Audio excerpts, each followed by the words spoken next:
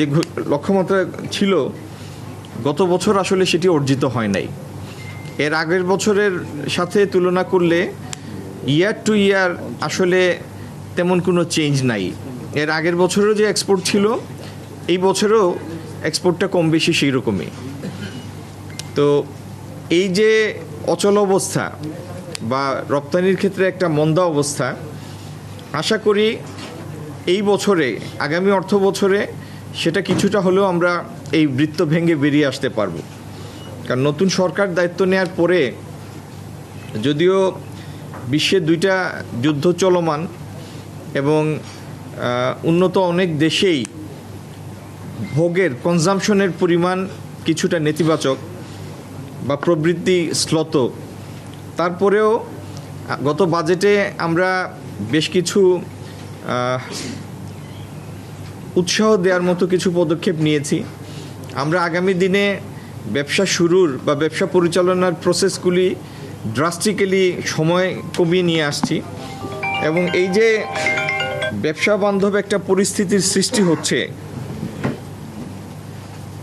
সেটির ইমিডিয়েট একটা রেজাল্ট আমরা ঘরে তুলে আনতে পারবো বলে আমাদের বিশ্বাস।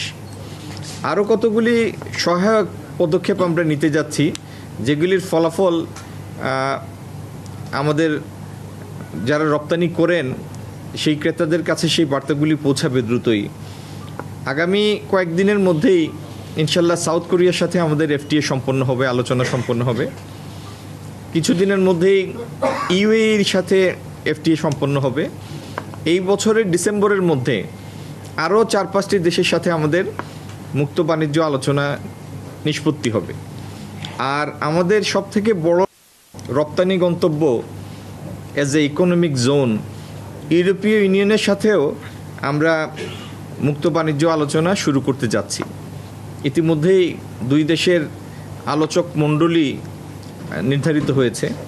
তো এই সমস্ত কারণে একটি হচ্ছে ব্যবসা সহায়ক পরিবেশ, ব্যবসায় উৎসাহ প্রদান, ব্যবসায়িক প্রসেস সিম্পলিফিকেশন এবং আমাদের রপ্তানি গন্তব্যগুলির সাথে সরকারি পর্যায়ে প্রক্রিয়া সহজীকরণ, এই সব কিছুর কিউমুলেটিভ এফেক্ট হিসাবে ইনশাল্লাহ আগামী দিনে আমরা রপ্তানির একটা ঊর্ধ্বগতি দেখতে পাব।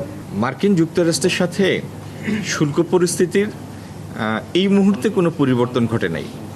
আপনাদের সবার মনে করিয়ে দেওয়ার জন্য বলছি, কারণ আপনারা আমার বিশ্বাস সবাই জানেন।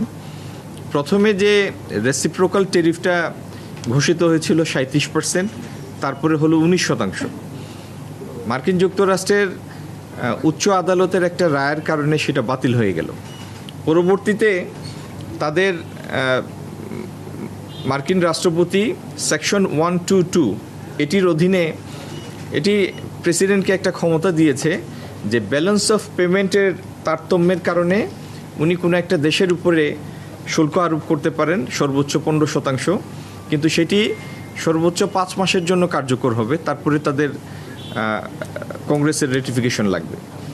তো সেই আদেশের কার্যকারিতা অতিক্রান্ত হওয়ার ঠিক আগে সেকশন 301-এ ওনারা শ্রমিক সংক্রান্ত একটা বিষয়ে তুলে 10% শুল্ক আরোপ করেছেন। বাস্তবে অবস্থাটার কোনো পরিবর্তন হয় নাই। আগের যে 10% শুল্ক ছিল সেটার মেয়াদ অতিক্রান্ত হওয়ার পরে নতুন নামে 10% শুল্কই জায়গা নিয়েছে। সো আমাদের দৃষ্টিতে আমরা যেটা দেখছি ইটস এ মেয়ার রিপ্লেসমেন্ট, নামের পরিবর্তন হয়েছে, মূলত ট্যাক্সের সংখ্যার কোনো তারতম্য ঘটেনি। আর এটি শুধু বাংলাদেশের বেলা না, মার্কিন যেটা শুল্ক আরোপ হয়েছে সেটি তো অনেকগুলি দেশের ক্ষেত্রে আরোপ হয়েছে। আর এই যে 301 ধারায় যেটা হলো সেটি 60টি দেশের উপরে, তার মধ্যে ইউরোপিয়ান ইউনিয়ন আছে, ইংল্যান্ড আছে।